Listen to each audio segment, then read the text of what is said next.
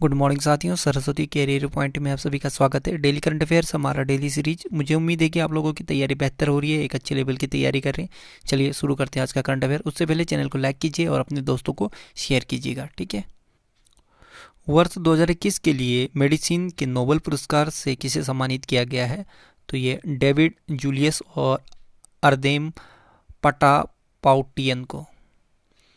वर्ष 2021 के लिए मेडिसिन के नोबेल पुरस्कार का ऐलान कर दिया गया है। इस बार मेडिसिन के बारे में अमेरिका के डेविस जूलियस और लेबनान के अर्देम पटापाउटियन को संयुक्त रूप से पुरस्कार दिया गया।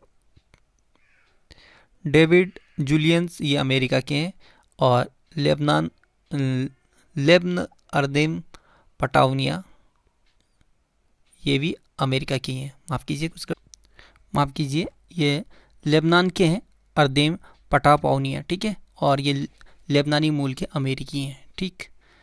क्लियर हो गया। दोनों वैज्ञानिकों ने फिजियोलॉजी या मेडिसिन में संयुक्त रूप से नोबेल पुरस्कार 2021 जीता है। दोनों को तापमान और स्पर्श के लिए रिसेप्टर्स की खोज करने पर यह पुरस्कार दिया गया है। कौन सी संस्था मेडिसिन नोबेल पुरस्कार देती है? तो ये करोलिंस्का इंस्टीट्यूट स्वीडन द्वारा दिया जाता है।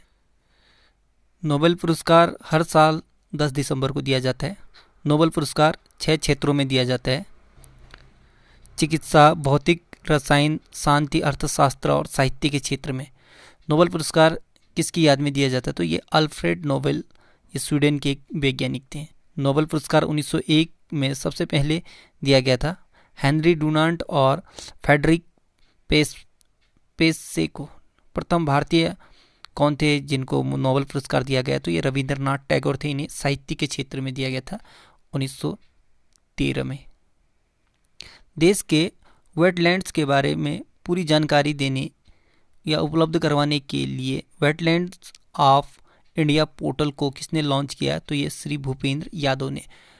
वेटलैंड्स यानी आर्द्र भूमि क्या होती है? तो नमी या दलदली भूमि वाले क्षेत्र को आर्द्र भूमि या वेटलैंड्स कहा जाता है। दरअसल वेटलैंड्स वैसे क्षेत्र है जहाँ भरपूर नमी पाई जाती है और इसके कई लाभ भी हैं। आर्द्र भूमि जल को प्रदूषण से मुक्त बनाती है। आर्द्र भूमि वह क्षेत्र है जो वर्ष भर आंशिक रूप से या पूर्ण जल से भरा रहता है, यानी दलदली सा रहता है, ठीक।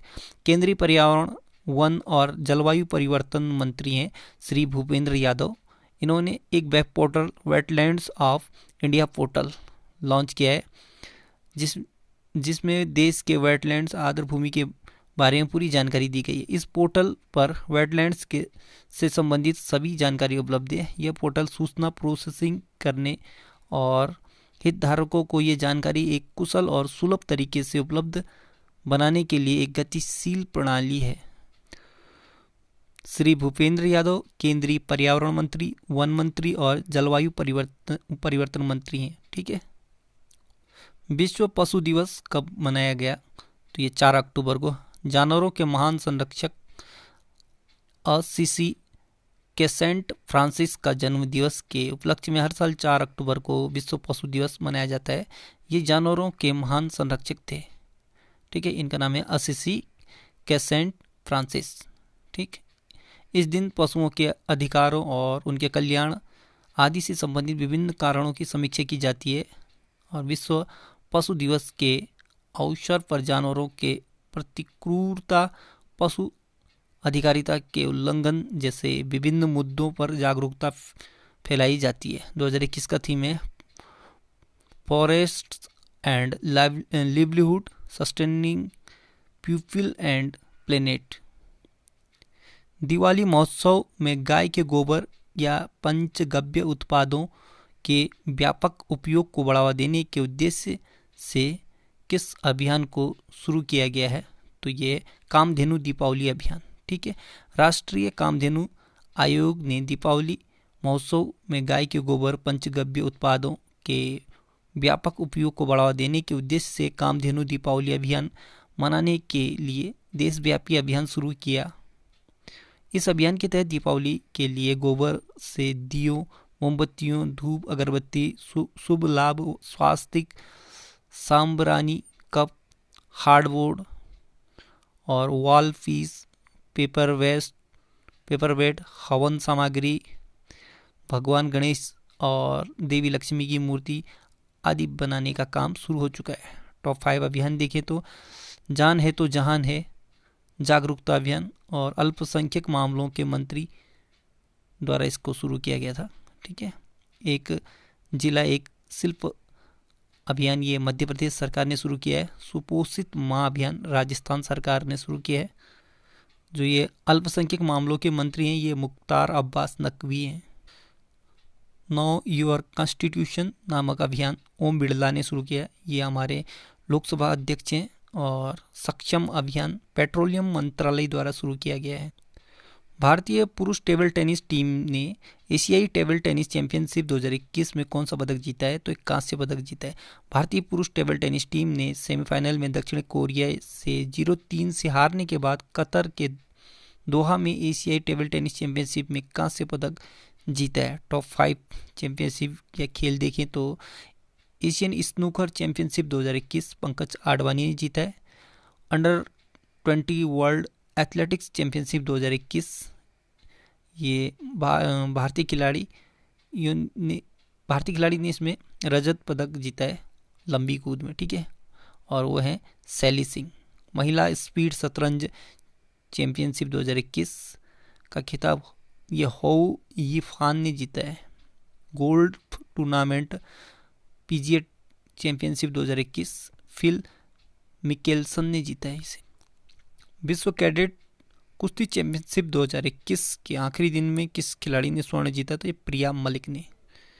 भारत के पहले खेल मध्यस्थता केंद्र का उद्घाटन कहाँ हुआ है? तो ये अहमदाबाद गुजरात में। केंद्रीय कानून और न्याय मंत्री हैं किरण रिजिजू ने गुजरात के अहमदाबाद में भारत के पहले खेल मध्यस्थता केंद्र का उद्घाटन किया है। यह भारतीय खेल मध्यस्थता केंद्र खेल क्षेत्र में विवादों को तेजी से ट्रैक करने के लिए एक स्वतंत्र निकाय के रूप में कार्य करेगा और खेल से संबंधित मुद्दों के निवारण के लिए एक तंत्र के रूप में कार्य करेगा।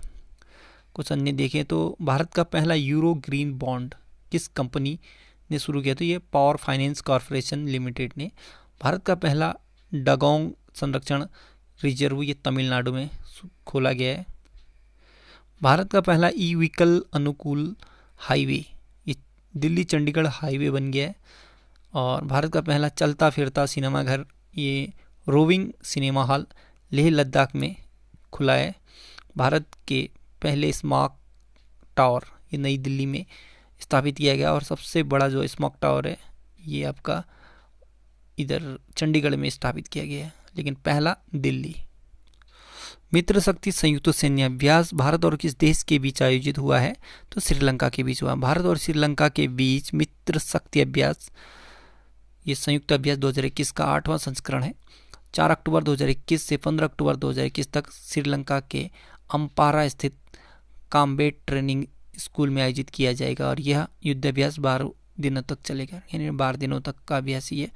इस अभ्यास का मुख्य उद्देश्य दोनों देशों की सेनाओं के बीच करीबी संबंध को बढ़ाना और आतंकवाद रोधी अभियान में बेहतर प्रक्रियाओं को साझा करना है। आयोजित स्थल है श्रीलंका के अम्पारा स्थित कॉम्बैट ट्रेनिंग स्कूल और ये 8वां संस्करण है। ठीक।